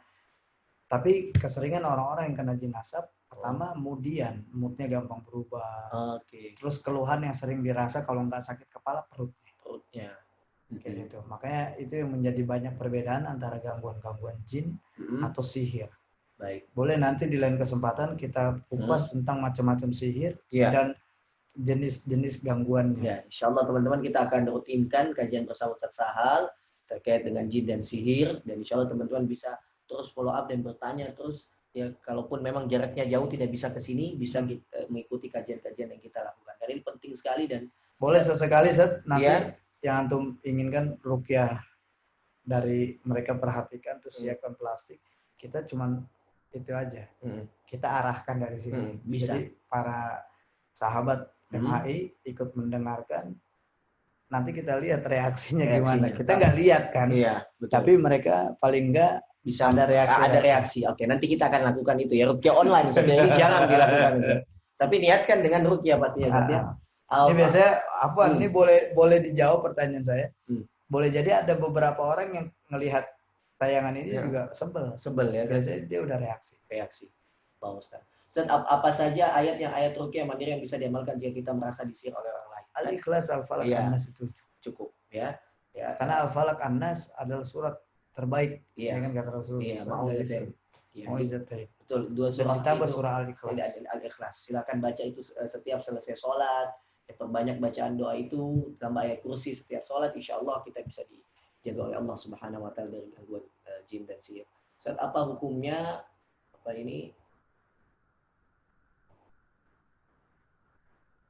Ustaz, apa hukumnya minta untuk diruqyah? Atau apa lebih baik diruqyah mandiri dulu dan bagaimana boleh minta hukum minta diruqyah boleh. Iya. Kebanyakan orang kejebak dengan hadis itu. Ya bahwasanya Rasulullah melarang kita untuk minta ruqyah. Yang dimaksud ar-ruqa ini kan dalam segi bahasa Arab, ar-ruqa ini adalah jampi mantra-mantra yang dibaca. Dukun melakukan ruqyah.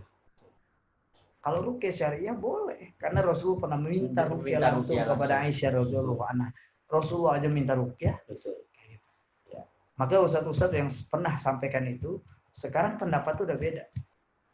Contoh, Ustadz Khalid Basalamah dulu ada nggak boleh minta rukyah, sekarang udah beda. Ustadz Firanda sempat kenceng nggak boleh minta rukyah gini-gini, sekarang beda. Pandangan Ustadz Firanda. Begitu banyak. Jadi lebih baik memang kalau belum merasa ada gangguan jin di dalam, ya kita rukyah mandiri dulu. Saat itu pasti lebih baik. Mendeteksi awal. Nanti setelah itu memang kalau merasa ada keganjalan dan keanehan, ya silakan minta tolong kepada ustadz, orang yang soleh untuk menjadi wasilah, ya menjadi wasilah atau ya yang mampu memberikan bantuan kepada kita. Kemudian ustadz ada yang bilang kalau jin sudah terlalu lama itu sudah terlalu lama sudah mendarah daging ustadz dan susah diobati. Apakah itu benar ustadz dan bagaimana cara untuk diobatinya? Kita nggak bisa menjudge susah atau gampang. Gitu.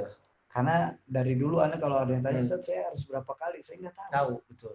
Karena Allah yang menyembuhkan. Itu yang harus kita kuatkan, betul. Kalau kita udah bilang susah sembuh, nah itu. Ana inda dzanni abdi. Masya Allah, luar biasa jawabannya. Ya kan Allah bersama prasangka hambanya, kalau dibilang susah sembuh, ya Allah kasih sembuh, susah sembuhnya. Maka kita kuatkan lagi tauhid kita, tawakal kita kepada Allah Subhanahu wa taala. Wa idza maritu fa huwa yashfi. Ya, pasti Allah yang akan menyembuhkan, karena sesungguhnya setiap penyakit likulli da'in dawa, Ustaz ya. Setiap ada penyakit itu ada obatnya, ya. Kemudian Ustadz mau bertanya bagaimana dengan orang yang bagaimana dengan orang yang sudah diruqyah tapi nggak ada respon apa-apa, apa harus diruqyah lebih dari 1 kali, sampai kapan kira-kira Ustadz? Berarti orang itu harus ngecek dulu amal apa yang dia belum tobati. Itu pengaruh. Ketika dia diruqyah, misalkan kita lihat ini orang ini kayak gangguan jin banget ya. Tapi ketika diruqyah kok nggak reaksi. Coba cek amal apa yang dia belum tobatin. Terus dia harus ikhlas, benar-benar ikhlas karena Allah. Terus dia benar-benar karena mengharap ridho Allah untuk diruqyah, menghilangkan semua gangguan dalam dirinya. Terus kembali ditingkatkan pendekatan dia kepada Allah. Nanti insya Allah ada reaksi deh, coba. Karena begitu biasanya. Baik Ustaz, insya Allah. Kemudian jadi ada perkara-perkara yang harus dia perbaiki dengan sendirinya Ustaz ya. Jadi kita kembali lagi kepada apa yang menjadi permasalahan kita ya. Apa Ustaz, ada yang bilang kalau ini sudah waktu kita tinggal 15 menit lagi ya Ustaz ya. Nanti pertanyaan yang belum kejawab insya Allah kita akan tampung semua dan kita akan buat kajian khusus atau kita bisa dilihat tayangannya di YouTube, nanti kita akan buat atau gini Ustaz, atau kita bikin nanti konten tentang Q&A. Boleh? Question and answer. Jadi dari banyak pertanyaan ini kita bikin lewat jawaban itu. Baik. Dan nanti teman-teman bisa melihat konten tersebut di lewat YouTube. Karena ini tidak mungkin. Teman-teman, ini ada 55 pertanyaan. Banyak sekali. Iya, jadi ada Q&A khusus pertanyaan malam ini. Dan kita akan bahas insya Allah di konten-konten selanjutnya. Karena waktu kita terbatas, tinggal 15 menit kurang lagi. Dan masih ada 55 pertanyaan yang Masya Allah. Ini kan saya sampaikan Ustaz. Ini pasti akan menjadi permasalahan utama di masyarakat kita. Kenapa? Karena rendahnya tauhid kita. Rendahnya tauhid masyarakat kita. Mungkin kita punya ketauhidan, tapi keluarga kita, kerabat kita belum tentu tauhidnya sama seperti kita. Karena kalau bahas jin dan sihir itu menarik. Iya. Menarik. Nah, kalau lagi ngisi kajian ini bisa 1.700 yang datang. Soal gangguan jin dan sihir. Masya Allah. Baik, selanjutnya Ustadz gini, ada sepupu saya, neneknya yang jago sihir, terus neneknya ini tidak mau dilarang Ustadz, dan tetapi ingin melakukannya. Bahkan di rumahnya itu sepupu saya Ustadz, ada suatu ruangan tidak boleh dimasuki. Iya, emang begitu. Emang begitu Ustadz ya. Ya, bahkan hari itu sempat diruqyah hari ini sepupu saya, tetapi neneknya langsung kabur dari rumah. Haruskah bagaimana Ustadz? Mohon arahannya Ustadz. Arahannya sepupunya jangan tinggal sama neneknya. Jauhi dulu neneknya, terus dia berlepas diri. Dia harus ada sikap berlepas diri. Kalau neneknya itu tukang sihir, benar adanya, itu berlepas diri. Karena dia harus punya sikap. Makanya ketika dia fahami la ilaha illallah, la ilah. Ini adalah sebuah barok. Dia berlepas diri kepada selain Allah Subhanahu wa taala. Tidak ada kekuatan, kesaktian, kehebatan yang dia harus anggap ada. Baru illallah. Di sini al-wala. Al-wala wal bara Ustaz ya. Ya, dia harus berloyalitas kepada siapa. Begitu. Makanya saran saya sepupunya pergi dulu, tinggalkan dulu neneknya, dia berlepas diri dulu. Dia banyak mendekatkan diri pada Allah. Karena khawatir dia akan terkena gangguan juga Ustaz ya. Allah musta'an. Selanjutnya kita masih ada waktu. Salawat Ustaz, saya punya ponakan berumur 18. Satu pekan ini dia selalu menangis setiap malam di atas jam 11. Sebelumnya tidak. 18. Berumur 18 tahun. Dia suka menangis setiap malam Ustaz. Sebelumnya tidak seperti itu Pak Ustaz. Apa itu termasuk sihir? Iya. 8. Iya. Dia sering dibikin nangis nggak jelas. Dibikin sering ketawa nggak jelas. Apakah itu harus minta ruqyah dulu Ustaz? Apa dia ruqyah mandiri dulu Ustaz? Coba di ruqyah mandiri. Jadi niatkan. Jadi teman-teman yang mengalami gangguan-gangguan seperti itu yang hampir sama, lakukan ruqyah mandiri, perbanyak baca Quran, ya bentengi diri kita. Tapi kalau tadi yang dikatakan Ustaz Sahal sudah yang memang merasakan ada jin dalam dirinya, segera untuk mendatangi para ulama yang bisa membantu kita. Apa Ustaz gini ada ini sudah tadi. Apa Ustaz bagaimana cara mengetahui tanda-tanda kita yang terkena sihir Ustaz? Caranya gini, dia mendeteksi awal dengan ruqyah. Al-Ikhlas, Al-Falaq, An-Nas. Kemudian niatkan ruqyah, usap. Terus kemudian seperti kita membersihkan debu-debu dari badan kita. Terus cek bagaimana yang nggak nyaman. Itu buat mendeteksi dia gangguan jin atau sihir. Kemudian kalau mau lebih dalam, dia kena sihir atau enggak, cek dalam kesehariannya. Dia termasuk yang linglung enggak? Karena Rasulullah dalam hadis sahih ketika kena sihir kan linglung, mau melakukan sesuatu tapi nggak jadi. Kayak gitu. Jadi biasa orang-orang yang kena sihir dia lebih ke arah linglung. Iya. Jadi seperti itu caranya teman-teman, perbanyak meruqyah mandiri dengan meniupkan ke tangan kita, kemudian tadi yang dicontohkan Ustaz Sahal, ya menyapu pada badan-badan kita dan rasakan mana yang bagian yang tidak nyaman. Itu untuk mendeteksi. Bismillah Ustaz, dulu saya pernah minum air yang telah dimantrai oleh dukun dan uskun. Alhamdulillah saya hijrah dan sunat, namun saya khawatir masih ada bekas. Ada bekas. Sudah masuk. Udah bekas Ustaz. Ada bekas. Karena setiap ruqyah mandiri saya sering sendawa dan muncaknya muntah. Iya, itu bekas. Bekas ya. Dia harus dibantu ruqyah. Harus dibantu ruqyah. Ya, ini bagi teman-teman yang ingin datang silahkan, nanti kita akan bantu. Bagi yang berdomisili daerah Jabodetabek silahkan datang ke Markas Hijrah, kita bantu. Ya, lillahi ta'ala ya. Terkadang ada yang mau ke ruqyah Ustaz, tanya Ustaz tarifnya berapa dan lain-lain. Yang Ustaz Sahal, ya saya kenal baik beliau, ya tidak ada ya mentarif-tarif ataupun memberikan harga, itu murni jamaah berihsan semua. Jadi kita di sini adalah memfasilitasi dan mewadahi teman-teman yang ingin melepaskan dirinya dari gangguan jin dan sihir. Ya. Kemudian masih ada waktu sekitar 5 menit, Ustaz.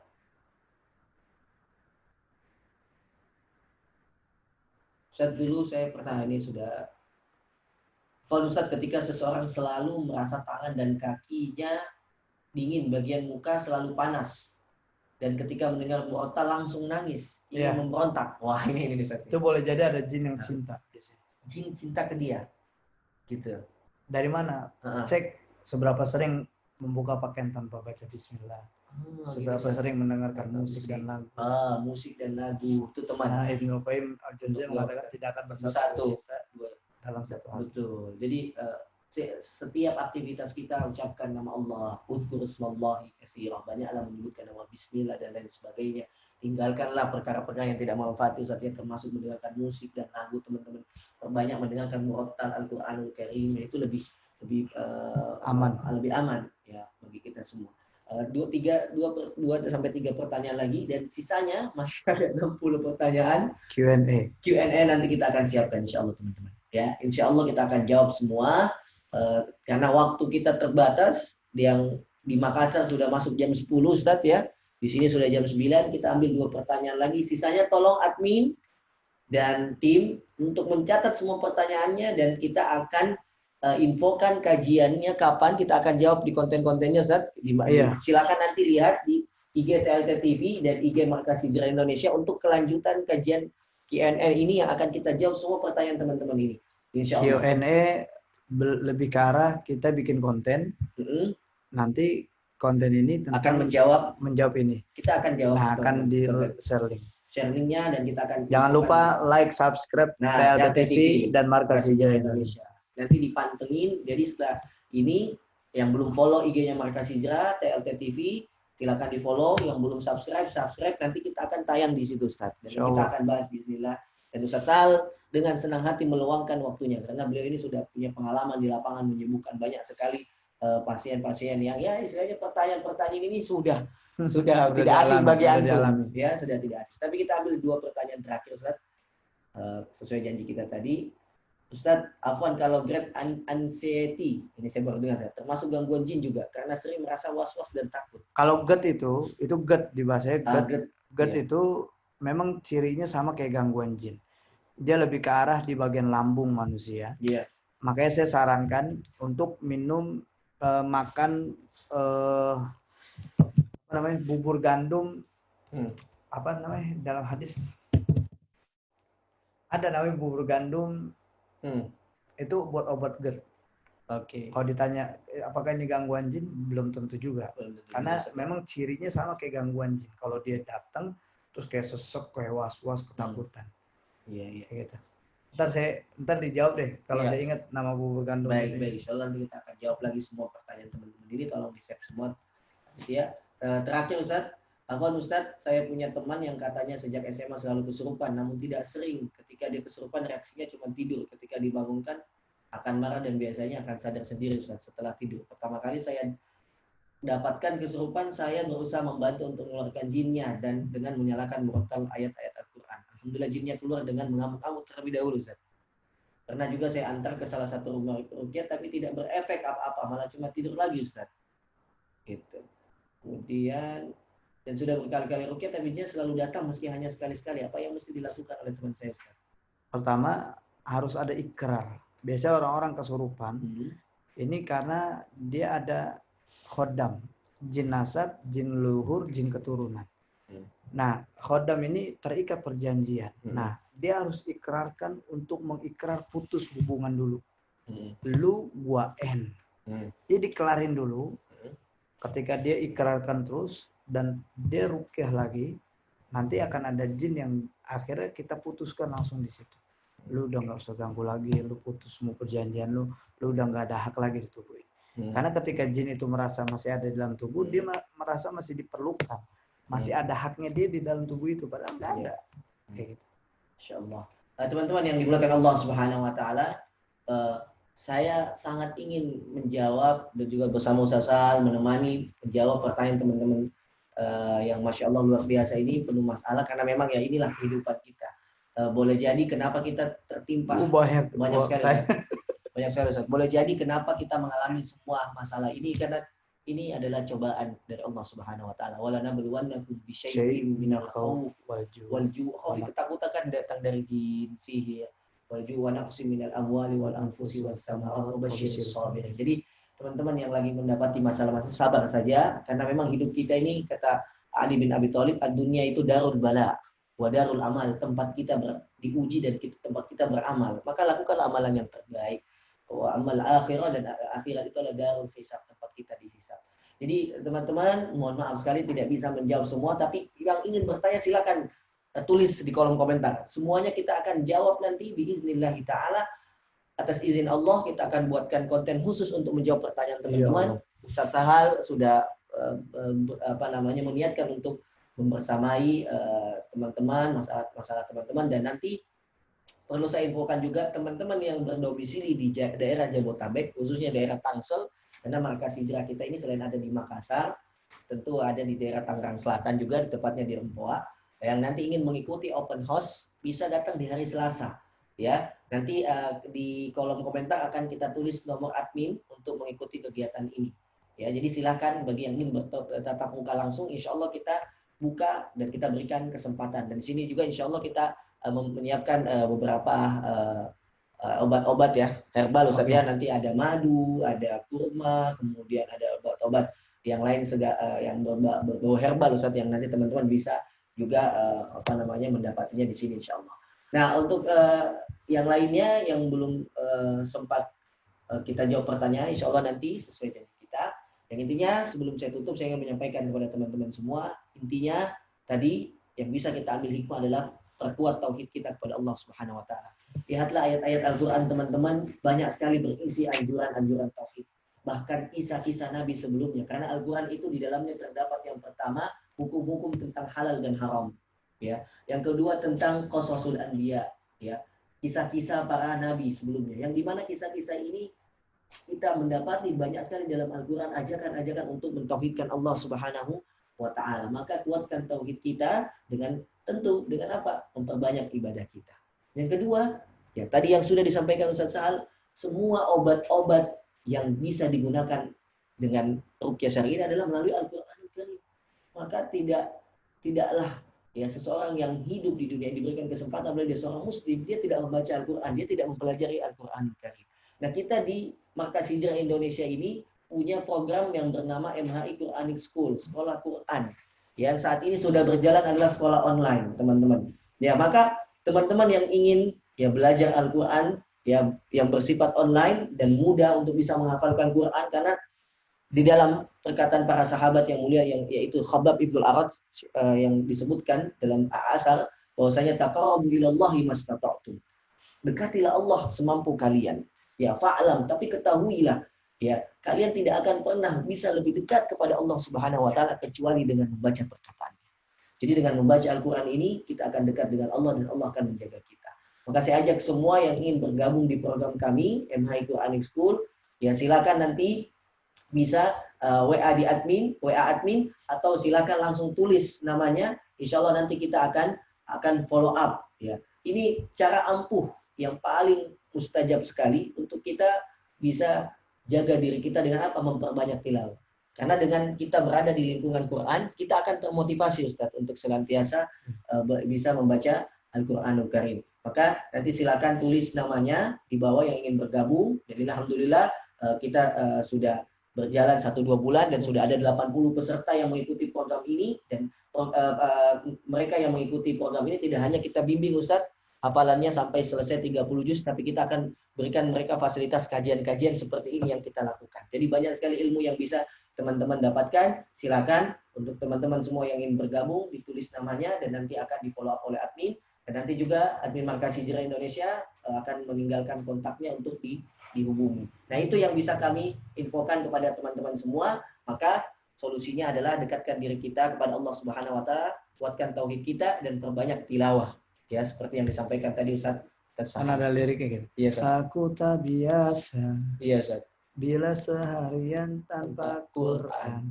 Aku tak biasa bila sebulan tanpa ada pengajian. Masya Allah. Itu apa namanya?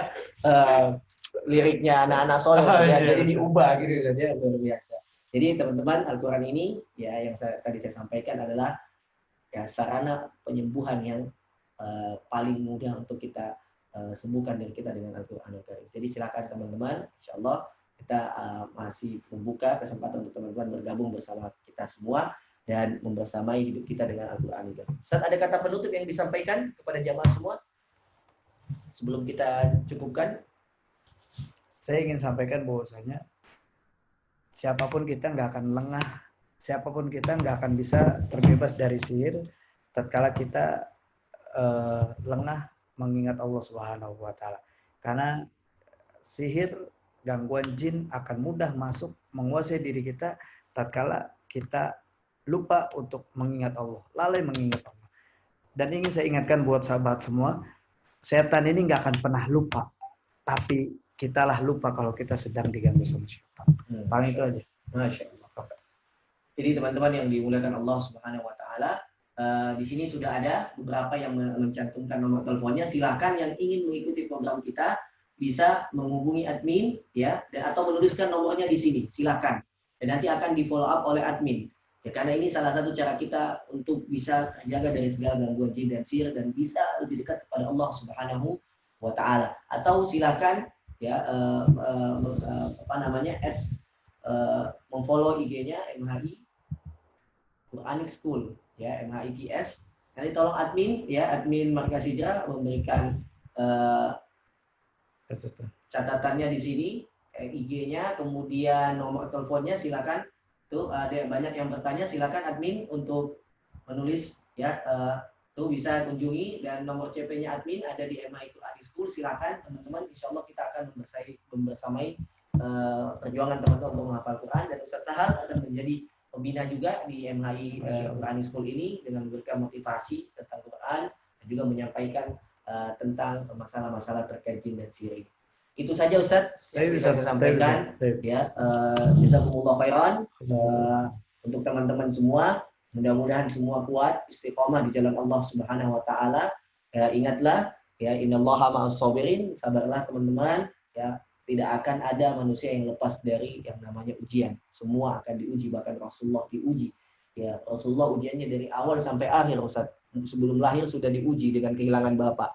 Ya, sampai beliau wafat pun ujiannya tidak berhenti ya, untuk diuji oleh Allah Subhanahu wa taala. Baik, itu saja yang bisa kami sampaikan. Silakan untuk MC saya kembalikan, dan nanti insya Allah akan kita follow up lagi untuk kajian-kajian dan konten-konten kita. Fadhol, ya kita tutup bersama ya, saya dan Ustaz Sahal ya dengan baca alhamdulillah. Silakan untuk MC.